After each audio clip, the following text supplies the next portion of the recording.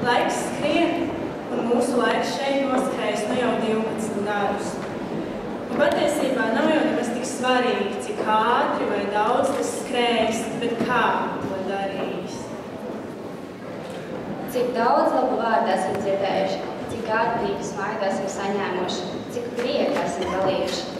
Un tad starp šo visu lielākā dāvana - vecāki, kas tā pavisam vienkārši vienmēr ir bijuši tepatās.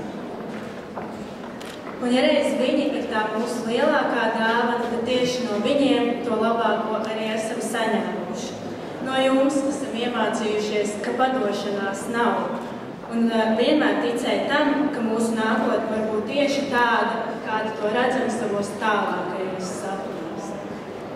Un tā mēs esam šeit, absolvējuši vidusskolu un gandarīti par paveikto.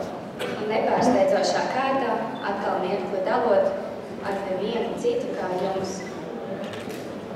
Par to arī šodien tas lielākais paldies. Lai skan dziesma vecā.